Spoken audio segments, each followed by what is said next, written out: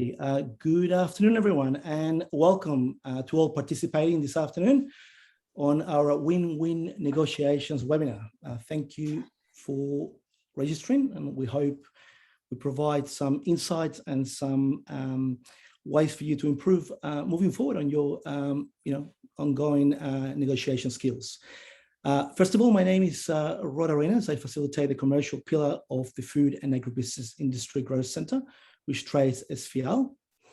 As per industry feedback, many businesses are wanting to improve overall negotiation skills.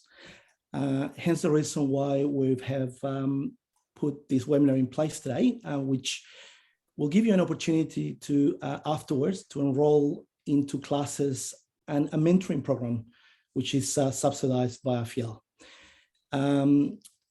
So without further ado, I will introduce you to Neil Rechlin, who is, we're very lucky to have him here online with us today. Neil is the director of NextGen Group.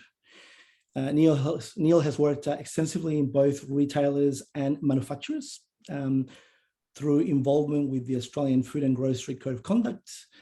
Neil has supported renegotiation, trading terms, implementing price increases, and managing range reviews across various channels.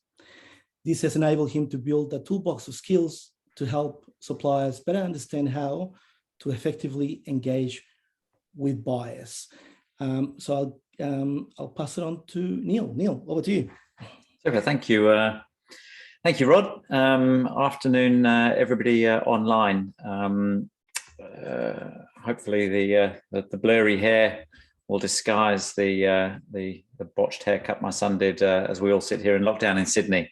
I've got about I don't know 55 minutes, and I've got more slides than I'm probably going to use. But I want to give you just a quick walkthrough of how to effectively engage and not get caught up in problematic negotiations with retailers. I'm going to move some things around on my screen here, so if I end up looking sideways, it's because I've put the video feed on the left screen, and I've got my presentation in the middle. So bear with me if my head's kind of bobbing around a little bit. Let me just share this screen. Please also, so feel free to, there we go, we should now be shared.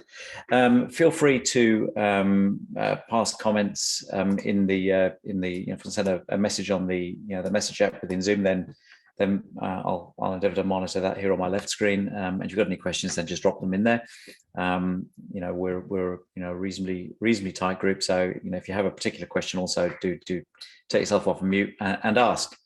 So we've got the best part of an hour. I'll walk you through kind of the win-win philosophy around engaging with retailers. Quick kind of background on us. I've been in Australia for about 20 years now, and we started NextGen in 2010. Since then, we've worked extensively with manufacturers and retailers, so the likes of RGA and the broader Metcash group, with Coles, with some hardware stores, opticians, and then also work with a bunch of manufacturers, be that either large international billion-dollar businesses or small privately owned businesses. So I've got a little note here you can now see. If there's anyone else having problems seeing my presentation, then say please do shout. Rod, are you seeing that? Let's do a quick double check. Yeah, all good. Good, brilliant. And our team is made up of people who've worked in both retailers and manufacturers. So we've come up through the hard school of Knox. It's not just theory; it's actually a practice. We've learned it the hard way and got the scars to prove it. Purpose of today really is to give you just a quick overview of how to engage with retailers, particularly around some of those challenges in negotiating, particularly with the likes of Woolworths and Coles, which for many is quite a daunting proposition, and for many has certainly proven to be quite painful over the years, as they generally don't pull any punches.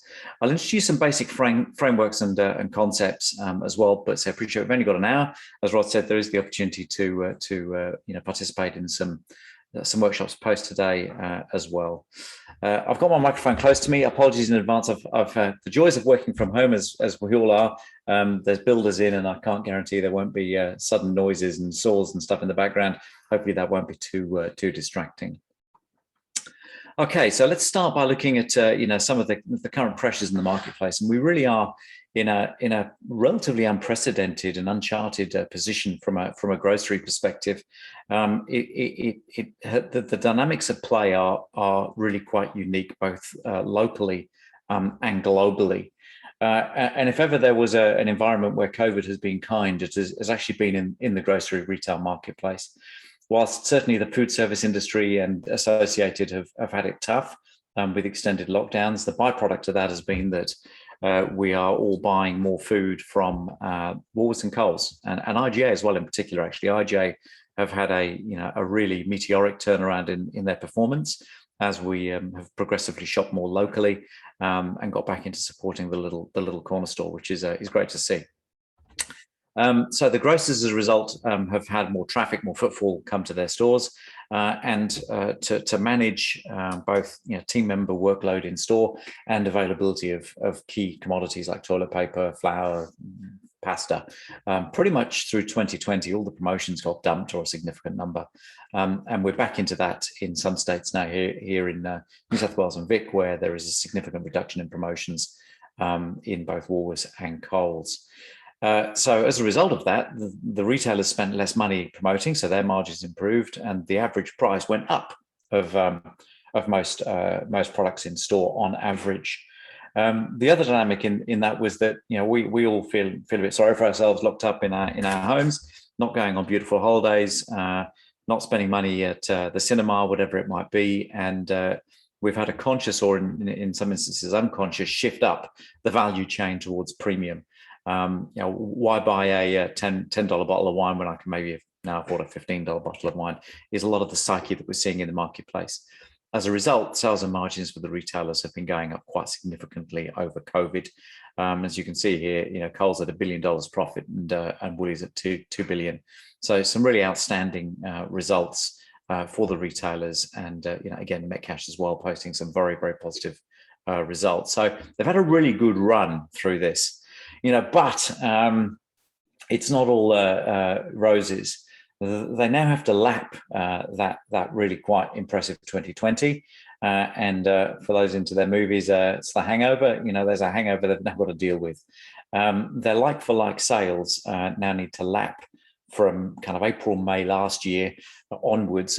They had very good commercial performance. That now needs to be lapped, which is putting some very significant pressure on the way that retailers are behaving. When retailers are under pressure, we suppliers inevitably then feel that. So, we're getting a lot more pressure in the marketplace on COGS, and the retailers are conversely having pressure on both inflationary basket value and then the margin that sits underneath that. So, to boot, 0.5 or 6 that is there, as they shift to online, the profit they generate out of online sales is lower than in-store sales. So their mix is changing as well, from what was 3-4% online. We're looking at 10s, 12s, 15s, etc. In the marketplace. So a question there from Rod. Can we assume that the same increased profits for small retail chains will say? Yes, generally that is the case. So we're certainly seeing the independent groups, the banner groups in the IGA world, spending more on their stores. That's CapEx is always a good measure, and we're seeing some significant increased investment in the independent space. So they've done particularly well. Versus their slightly negative trajectory pre-COVID. They're positive, their delta, if you will, has been better than Woolworths and Coles. So, they are, rightly and deservedly, and I'm delighted to see them doing really, really well. And that's important for many reasons. I mean, other than, and so we have, in fact, continue to work with Metcash. Independents are actually, particularly for small, new manufacturers, innovative, small, potentially privately owned businesses. The IGA channel is a really nice way of cutting your teeth on grocery. And we've run programs in the past, and there's programs we have available in the future that talk about, be careful what you wish for. Doing business with Woolworths and Coles is incredibly difficult. And I've seen many small businesses rue the day they decided to start doing business with Woolworths and Coles. That isn't because you can't have a tremendous business with them. They're just very big, very hairy beasts, and can be very, very challenging to do business with as a small supplier.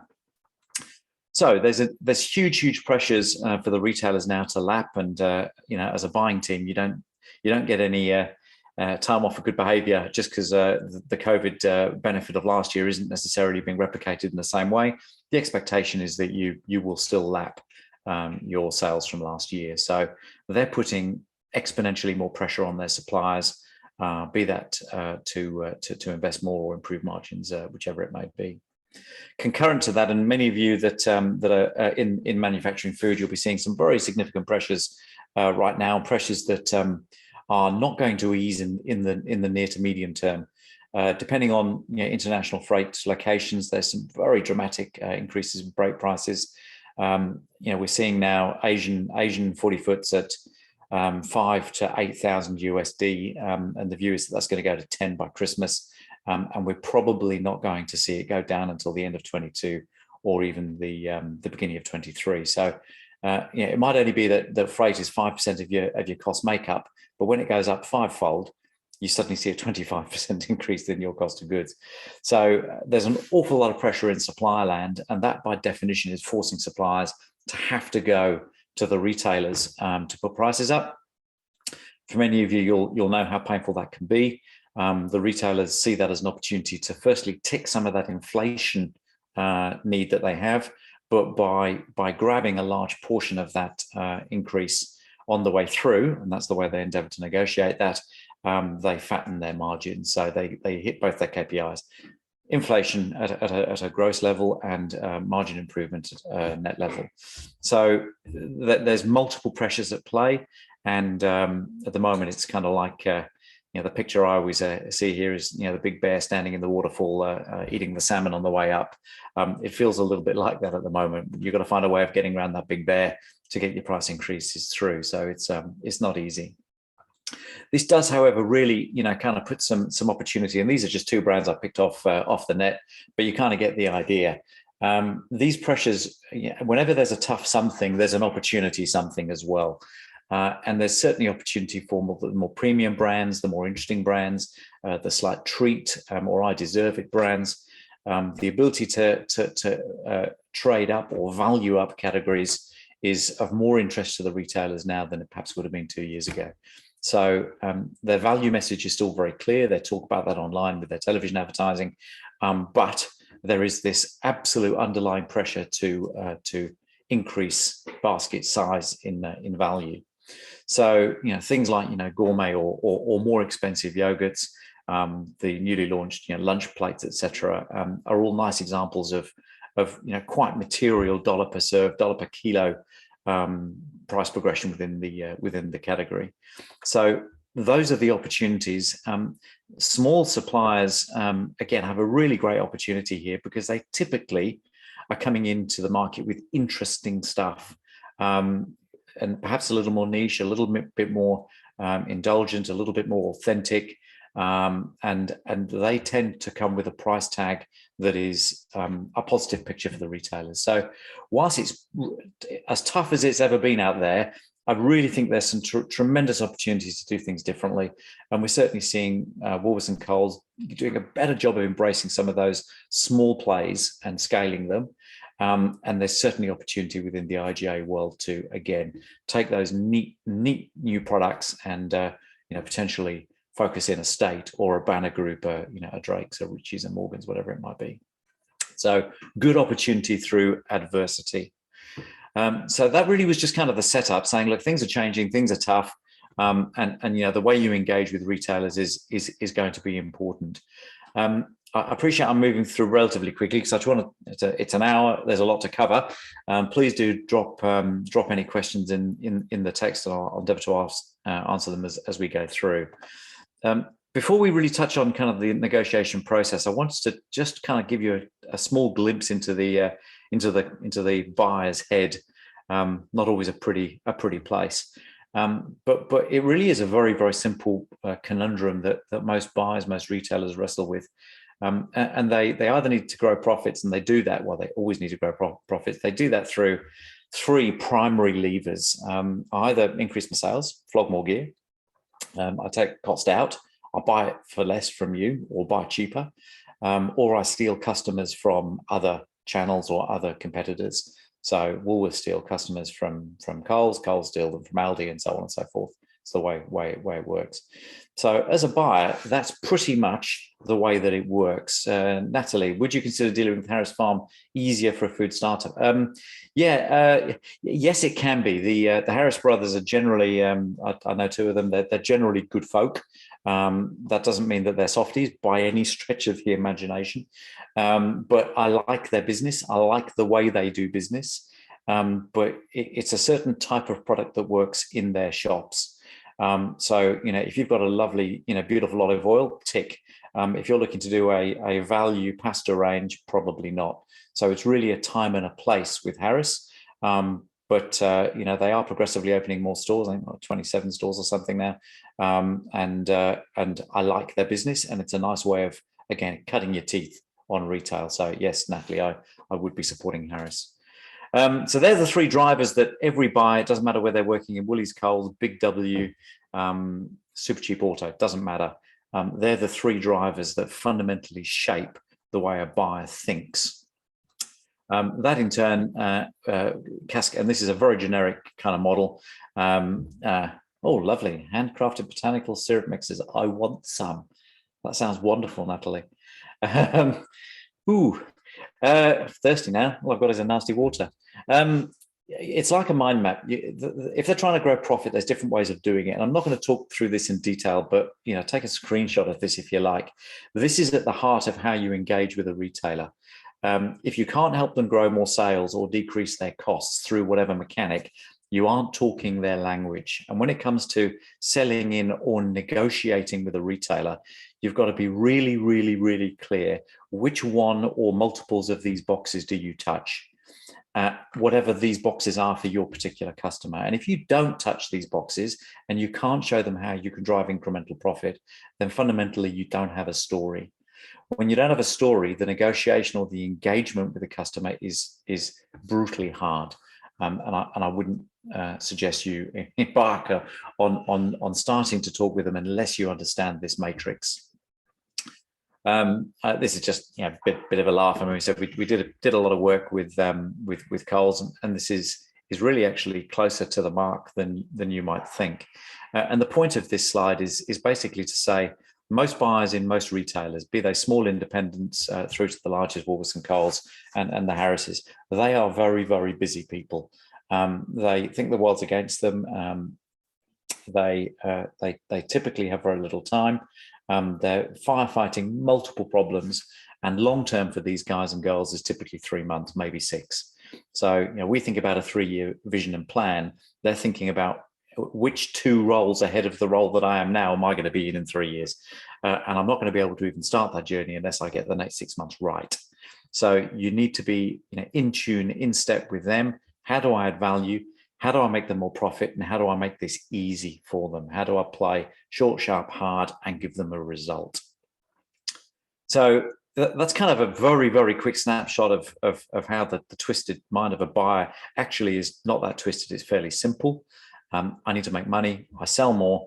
I reduce my costs, or I get more shoppers into my store. It's as simple as that. If you as a supplier can help me with that, then I'm up for a conversation, and the negotiation will likely go better than it would otherwise. So that's all well and good, but you've then got to get in the door, and that's not always easy. And we run a separate module on choosing where you want to play. Obviously, there's a plethora of choice out there, from small privately owned independent stores with 2-3 stores or just 1, through to the banner groups, through to the Woolworths and Coles, the Aldis, the Costcos, etc. On the peripheries, you've then also kind of thinking there of Natalie's botanical syrups. You've got the Go Vitas, etc. of the world as well. So there are the alternate channels out there as well that can be very interesting to look at. typically the smaller, the more fragmented, the harder they are to do business, but the less structured and organized they are, and the less likely they are to rob you blind when you're doing business with them. So, in spite of all the good news stories we see and hear from the media around, and we often read the headline, mum in Melbourne does $3 million deal with Coles. We hear those stories regularly. What you don't hear is at what price. And the ability for Janice in Melbourne to make a material profit out of it, sometimes very hard. So there's plenty of customers to choose from. Choose wisely, but you then need to think about your customer. Which customer, and all of this sets you up for that sell and negotiation. If you've got the right fit with your product and the right customer, it suddenly becomes infinitely easier as you have something they want or need. It comes back to that customer needs. If you know what their needs are and you have something that plays against those needs, then you have an angle, you have a story. You need to be clear as to why your product's better than the competitors. More importantly, why is it going to make more money, not for you, but for your customer? How is the retailer, the distributor, the wholesaler going to make more money by taking your product into their portfolio versus the products they already have? Because typically, COVID aside, we have a pretty static consumption behavior in Australia, be that food, liquids, alcohol, etc. Some of those go up and down. We're seeing tobacco and alcohol kind of inflecting a little bit on COVID as we all bemoan our lack of freedom. But typically, if I'm drinking more of something, I'm drinking less of something else. So the start point is to think about switching. What am I switching out with my product and switching in? Will it make the customer more money? And if it does, then you have, again, the start of a good position that you can then negotiate with your customer. There's lots of people you can go and talk to about this, but again, be clear who you are engaging with. At that independent level, it might be a store owner. It might even be a department manager in your local IGA that you're engaging with.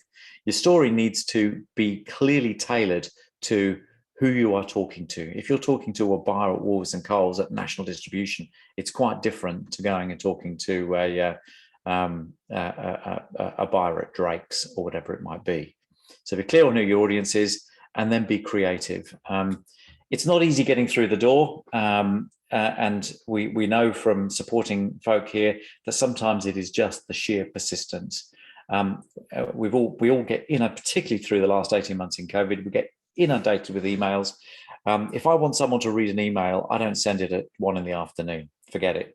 I send emails at 6 a.m. or 7 p.m. I know it's antisocial. I know people hate it, but at least I get read. So think about when your buyer, the person you want to influence, is potentially going to be around. If you send an email at 1 o'clock, they've got the whole morning's worth of emails to read before they get to yours. They've probably zoned out. If you're the first email because you sent it at 6, learn how to do auto send if you don't want to get up early. You may be first in the list. So think about how you're going to engage. Think about how you're going to access the right individuals. I've certainly seen small players go into IGA stores with their product and sample the store manager, store owner right there in IGA and have success. So you can't be shy here. You need to just get on with it. You're a small player. Not everybody supported by FIAL is small, but many are. Be careful. Retailers, like small, but big is safe. So they don't want to know that you are a tiny little business, and the authenticity of making the yogurt in your bathtub is all very romantic, scares the EBGBs out of most buyers. So you've got to be small and attractive, but behave like a big boy. You've got to have the feel that if they put a big order on you, you're not going to fall over in a heap. Even with the Richies, etc. of the world, when they put big orders through for small businesses, it can be profound. So think small, behave big, and project your confidence that you can actually play with the big boys, and obviously make sure prior to going and talking to them that you can. Probably not for today, but we've got lots of war stories of really great products that have fallen in a hole when they've suddenly had the big orders and they can't deliver. Worst thing in the world for a buyer is out of stocks. It's not quite the number one KPI, but it's top 3. So if they're ordering your product, you can't fulfill, you will get deleted in a heartbeat. All that good work, all that effort, all that rejoicing can fall in a heap very, very quickly. So just be conscious of that. Don't bite off more than you can chew, and make sure that you do have the capacity to be able to play like the big boys. So that's kind of setting you up for success, getting in the head, making sure you've got the right product proposition. We really need to set up your position, and I'm not doing these as build slides. You can work it out for yourselves. Left-hand side is the positive stuff that retailers will typically say about new or small players, or any player indeed. And on the right is the bad stuff. Make sure you're on the left-hand side as I'm looking at the screen. They get my business side, and you are doing those things well. Just because you've got a really neat little product that's the start point. It's not the end point. You've got to be able to have the conversation around how you can grow their business, how you're going to benefit their category growth or category profitability, average margin, drive new shoppers into store, whatever it might be. They're the conversations you've got to have. Going in and just saying, my product's brilliant, you need it, not good enough. Allowing them to work out why you are good is a dangerous journey. You need to be clear and be able to articulate why your product is the one that they want and need, because of the benefit to them, not the benefit to you. And really at the heart of that is, and this sits at the heart of selling, it sits at the heart of negotiating, it sits at the heart of your complete initial engagement with a customer. It comes back to that needs. Dumb picture, but it makes the point. In the middle of the burning desert, that bottle of water, on that note, I'll have a quick sip. That bottle of water is $1 million worth. That bottle of water, sitting here in a lovely air-conditioned office, is worth 50 cents. So you need to be able to put value against what you are doing and the needs that it plays to. Differentiation, typically, footfall, margin, average basket size are all the kinds of arguments that strengthen your position and make a negotiation easier, or indeed even negate it if you've got a really great product. You need to be, an emphasis on this last point here, you need to be able to tell the story. And the story isn't that my great aunt Bessie invented this recipe back in the revolution and the story is, this product will make you 3 more margin points versus the product that this will steal from in your range. I know that's not sexy. I know that's not what you want to hear, because you spend a lot of time thinking about the efficacy and the history and the beauty of your product. Not saying that's not important. That's there as part of the story, but you've got to lead with, first and foremost, I can make you more money by you adopting my solution, my product, my service, whatever it might be. And you've got to do that in the first 5 minutes. We call it the 6-slide sell. If you can't tell your story in 6 slides, then go back and do it till you can. Basically, the preamble is all well and good, and I don't want to ride roughshod over relationship building. It's important, but think back to that big slide around the morning of the buyer. If you can get into their ear in the first 3 minutes, you've got a better chance than if you get in their ear in 8 or 9 minutes. So yeah, nice to see you. It's great, wonderful weekend. Look, I'm here today because I think there's a $250,000 opportunity for your business going forward. Is a good way of starting to engage. When you've built that position up early, it is far more likely you're not going to end up in an aggressive negotiation situation. The stronger your story, the weaker their negotiation position by definition.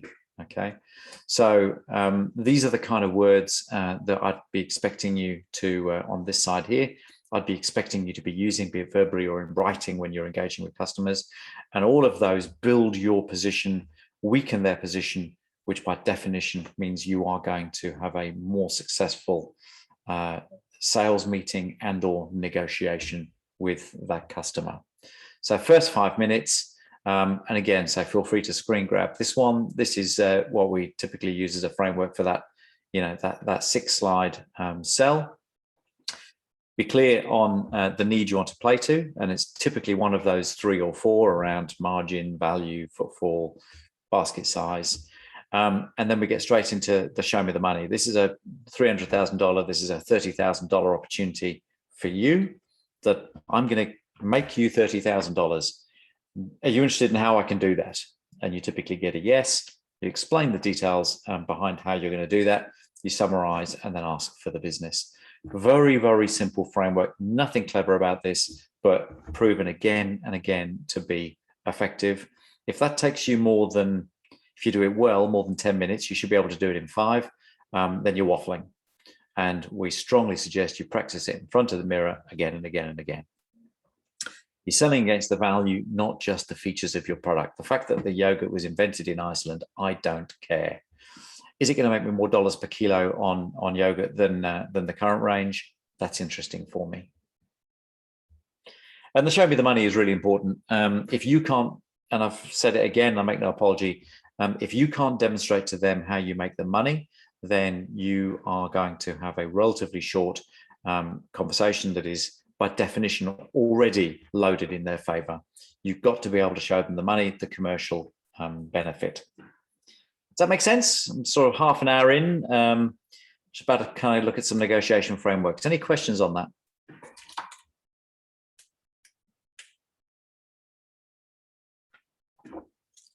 Okay, silence is good. So inevitably, we then end up in a negotiation position. It's not that we have to, it's just that's the way that, there was one from Natalie again. How can you have your first conversation? No data yet. You have to make some assumptions. You know what you want to price your product at. You know what the categories you want to go into. You know what your competitors are priced at. You make assumptions as to what the margins are on your competitors. And then you look at, I think I'm going to do 6 units installed per week at this price, at this margin. I think of those 6 units, 5 will come from Bix, or Bickfords rather, whatever it might be. And I think as a result of that mix change, this is going to be the money you make.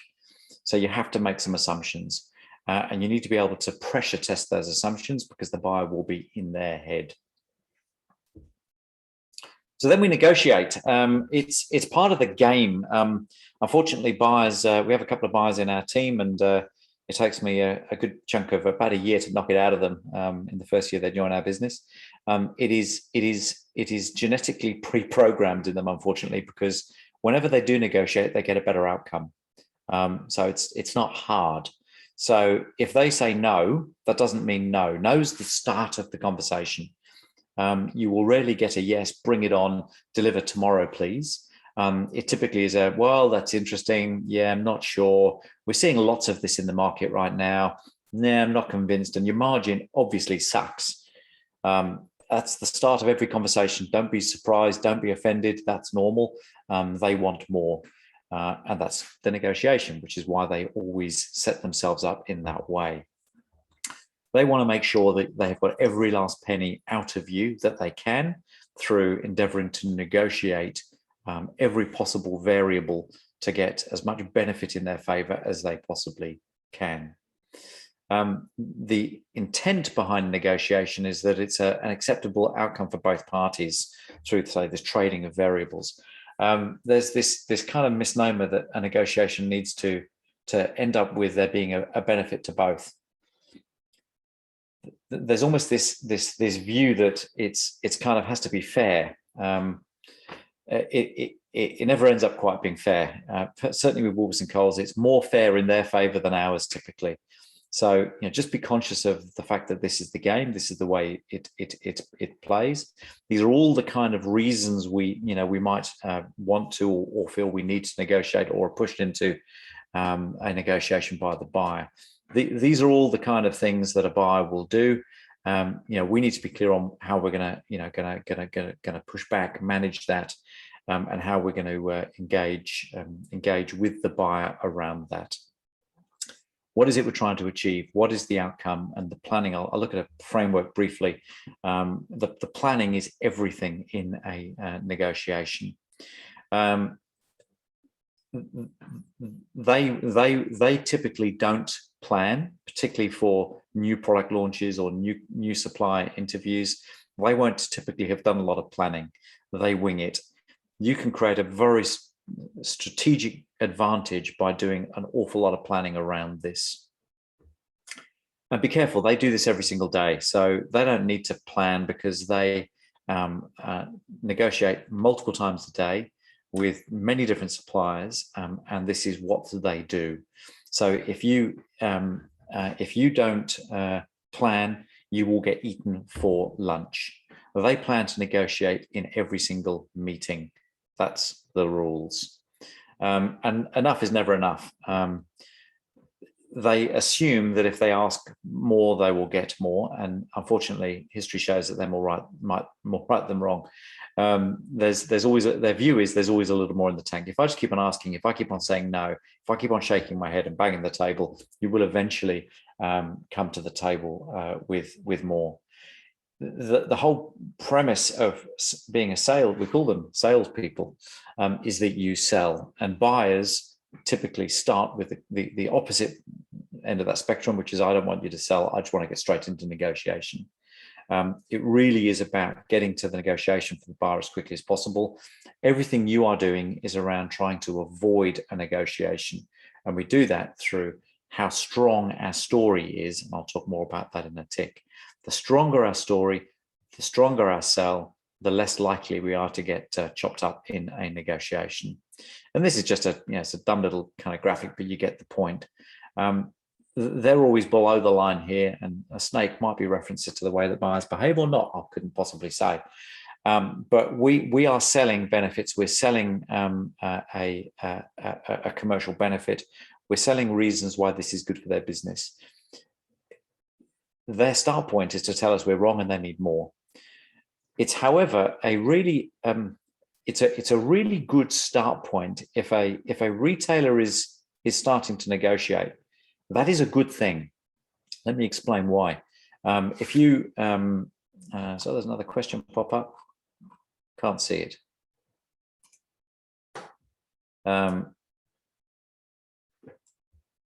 Okay. Albeit the retailers want what's best for them, they don't want to see a new product fail. Yes, that was from Franco. Yeah, absolutely right. They don't want to see a product fail because the amount of energy and effort a retailer, small or large, has to put into launching a new product is not insignificant, even just from cutting it into the range, printing up the tickets, you name it. So it's not in their best interest to see it fail. However, they have, any good buyer will have a funnel of things that they're prepared to experiment with. If one fails, they'll look to replace it. But a buyer that has a record of failing new products isn't a good record to have in any retailer. So they will really not want a product to fail. It's rare for them to list a product if they don't think it will succeed. They don't do it out of benevolence for you. They do it because they think it'll make them money. So yes, they won't want to see a product fail, but the amount of time, energy, and effort they've got to nurture it is limited, particularly in Woolworths and Coles. They typically make a decision after about 12 weeks as to whether they think this thing's going to work or not, and will be quite quick and brutal in cutting it if it isn't. So they want it to succeed, but they want it to succeed at commercial benefit to them. If you make little or no money, they will unfortunately chop a wing and a leg off the golden goose and hope it lives. If you make no money and they make lots and you keep on making it and you can survive, that's a good outcome from the retailer. They'll never say that. That's not the way they'll position it. They want you to be successful. They want you to thrive. They want you to make lots of money and tell all your friends how good this is, but not at the expense of them taking as much of the margin that's available as possible. The risk in that is that if you are operating off razor thin margins, your ability to support the product could then lead to its ultimate failure in store, as the success and the support will likely come from you, not from the retailer. So when you're putting your margins together, you have to consider it in the context of, I need enough to be able to support this product. Don't assume that the retailer will support you at their cost. They may give you opportunity for you to invest, but they typically will. Sometimes they do invest, but generally not significantly or rarely. So I know they don't want to fail, but be careful. They don't see it as their job to make it succeed. So the selling becomes really, really important. The negotiation is just is par for the course. So they will challenge, they'll object, it's not good enough. We're always selling the benefits. We're seeking to overcome by selling the benefits and potentially, reframing, simple mechanic. Yeah, you want an extra margin point, but let's remember this is $250,000 worth of extra profit for you, whatever the number is. So 1 margin point, $250,000. We're reframing how this is perceived. You want to argue over the 1 percentage point, you're missing the point. This is $250,000. We're talking about a benefit to your business. So that's a typical reframe type position. I'm galloping through at reasonable pace here. So just keep the questions popping up and I'll answer them as best I can. I don't think there's any more. Can't see any more. No. If I'm missing them, then do submit again or put your hand up or something. So there's a very simple process. And again, there's nothing wildly proprietary about this. 5 steps, 4 skills. And I'll touch very briefly on this overall, and then I'll give you an example of context, accepting that time is reasonably tight. The current situation, or what we call the context of the negotiation, is absolutely critical. Back to the man in the desert with the bottle of water. If you're the vendor of that bottle of water, the context of that negotiation is they will spend every penny they have in their pocket to get that water rather than die. So that's an absolutely polarizing, extreme example of I don't need to negotiate at all. You see that with Apple, for instance, with their iPhones. You walk into JB Hi-Fi to buy an iPhone or Telstra, whatever it might be. If you're lucky, you might get $10 off or $15 off. The reason for that is because Telstra and JB Hi-Fi make no money out of selling iPhones. And the reason they make their money is because Apple say, I might give you I'll give you an allowance of 100 units. You want to negotiate the price? No problem. I'll take that 100 units and give it to somebody else. And that's because the proposition of the iPhone is very strong. Us consumers want them. They don't need to negotiate a lower price. So it's kind of a real life example there. That's why you don't get discounts on iPhones. So the context is critical. We then need to what we call create a shopping list. What are the things that I'm prepared to negotiate? Because I've got to have prepared that. The buyer's going to want to negotiate. Typically, that might be, so if you're talking with a Ritchie's, are you prepared to give them exclusive distribution for 6 months? Are you prepared to invest for gondola and promotions? Are you prepared to do some in-store sampling? Are you prepared to give each store a carton for free to sample in store, or sample in store is code for they sell it and make all the money off it? Whatever it might be, what are your variables that you're prepared to bring to the party? Conversely, you need to work through what are the variables you want from them. Because in any negotiation, yeah, I'm prepared to give you 6 months exclusive, but I want 4 facings on shelf 3 in this part of your store. I'm happy to invest in the gondola and promotions, but I then want your store staff all to have a badge of my new product on their shirt or whatever it might be. So it's 2 sides to the shopping list. What am I prepared to bring to the table? But more importantly, what do I want from that negotiation? Most buyers will try and limit that negotiation to, I just want more margin. I want more margin. I don't want multiple variables here. If you can give me a 50 margin for a new product, I might think about your product. Well, that's not good enough. We need to have a multi-dimensional set of variables. I might be able to consider moving the margin if you're able to give me more distribution across more stores, whatever it might be. So these shopping lists are critical. We then establish the boundaries. I'm prepared to do 4 gondola ends. I can't do 5, can't afford it. I'm prepared to go to a 47 margin. I can't go to a 48. So where's the edge? And you must never go over that edge. And that's why the planning is so important. There's then the art, the skill of trading those variables. If you then either very standard, if you can do this, I'll do this, and so on and so forth. If you can give me, all 26 Harris stores, I'm prepared to give you some promotions at front of store or whatever it might be. So trading the variables is the act of conducting that negotiation with the customer. And arguably the most important, you then got to agree the deal, quantify it, and lock it down. The skills that fall around that, and these are the 4 primary ones, is the power piece. And the power piece at the very simplest level is the strength of your story. I can make you more money. I can get more shoppers into your store, builds your power. And a lot of the planning is around really, really trying to build as much power as you possibly can, creating this water in the desert scenario where you are a must-have for them. The math, we all love the math. It's really important that you understand what you're selling here and how to do the math, ideally in your head.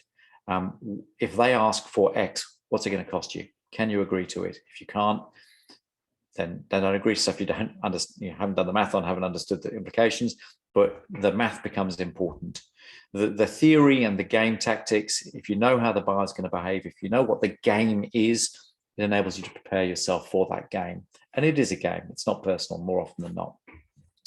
And the last piece is personal impact, but it's the one that's probably the most important. For many small businesses, many privately owned, many with wonderful new products, but little experience of going toe-to-toe. Apologies if you can hear the builders in the background. Nothing I can do about it. You try and get builders nowadays. I can't send them off site. Personal impact is critical. How you come across, how you project, how confident you are, how assured you are. You know, it's this small and beautiful, behave like the big dog. How can you come across is absolutely critical in that situation. Big fan of practicing in front of the mirror and or with colleagues or others in the industry. Really make sure that you come across well. 2:16, I've got another 4 or 5 minutes before I hand back to Rod. I just wanted to share a couple of slides around this context, the situation. And this is a real simple concept. The stronger your proposition is, the more you're erring on the side of sell. So your ability to sell. The weaker your proposition is, you get into a straight haggle. You know, if you give me 3 for free, I'll take it. It's not even a negotiation. It's a simple request, and it's a yes, no. So you've got to put your sales pitch, the strength of your story up here, and it allows you to negotiate less and, God forbid, not even get into a haggle situation. And it's the 5th time I've mentioned it, and I make no apology. It is absolutely the heart of selling and negotiating with your customer. You need to be able to show them the money. How much money can you make them? Not how much money can you make you. That's almost implicit. And more importantly, they know you're going to make money, otherwise you wouldn't be sitting at the table. This is going to be a $5 million brand. For who? For you. Well, that doesn't help me. You want that to be big in your business. That's cool, but it means there's $5 million of something else that's not selling in my business as a result. So why would I want to play? Oh, it makes me more money at a margin level. Keep talking. And the power through that context starts really, becoming ever higher when the needs and the benefits you're able to sell, you're up here, then the negotiation is much, much easier. Doesn't mean that they're not going to tell you your product's rubbish, your margin's crap. I'm really disappointed you've come to me with this offer. That's all about trying to push you down this line. That's not personal. That's not them disliking your product. That's them about trying to pull big portions of power out of your position so that you go, oh, blimey, I need to spend more. My margin needs to be higher. Not necessarily. It's their job to make you think and feel that. The last few slides before I hand back to Rob, we affectionately call it don't drop the baby. It's not good dropping babies. I mean, they do bounce, but still not good. Keep your promises. If you say you're going to be there at 2 o'clock, make sure you're there at 10:02. If you tell them you're going to send samples, they'll be there by the end of the week, get them there Thursday. So you must do what you say you can do. Appreciate we're all busy, but think back to how busy these guys and girls are. If you aren't doing your side of things, then it is going to be incredibly difficult to, and they will leverage that. If your supply is awful and your delivered in full on time is in the 70 and 80%, well, they will leverage that to walk you down this power curve. You can't even deliver to my back dock. And you want me to list a new product at line extension, really? Well, I might consider it. You know the story. Stay off the radar. It's let your product be the hero. It's about taking all the problems away. Don't get too clever. Don't try and do things in a complex way. Start with a couple of SKUs, particularly if you're a small player. It's tempting to go in with the whole range. Go in with 3 or 4, then build. you're far better off leaving the customer wanting more than regretting the fact they took too much. I know it's tempting, but if you've got a core range of 3 or 4 SKUs and they really start firing, they'll ring you and they'll want 5, 6, and 7 in a heartbeat. So don't worry too much about going short. Go well, go short, and make sure you deliver what you say you're gonna do. Engage with news. I hate account managers booking meetings with buyers for the sake of, well, it's our monthly meeting. There's got to be some news. If you haven't got some news, you open yourself up to a bored buyer trying to gouge something from you. If you're going there to get something. If you're not getting something or going there with the intention, the risk is the buyer will be trying to get something from you. So if you're going to engage with news, and where you can, particularly as I said in the opening slides, engage with innovation. They are looking for it. They're hungry for it. If you're a small player, think about what the other channels are. Be cautious about Woolworths and Coles. Having said that, you get the right buy in the right scenario in Woolworths and Coles with the right support levels, the right mental engagement, you can do very, very well. There's certainly plenty of examples of retailers also financially supporting small players to succeed. So it's not impossible. Just be very careful. And build your power base. The more you build your power base, the more you know about the category, the more your products start performing, the stronger your power, the less you're going to need to negotiate. And then you start spreading your risk. Don't become reliant on any one retailer or any one channel or any one wholesaler. Rather than if you're doing well, you've got an early listing with Woolworths and you're doing really well, rather than trying to keep on investing in Woolworths, think about how you get into IGAs, think about Coles, think about some job lots in Aldi, whatever it might be. So you start reducing your reliance on any one retailer that you've been successful in getting in. They love it when you're reliant on them, because when they say jump, they know you typically have to ask how high. When you spread that risk, it means the negotiation position becomes much easier to manage for you.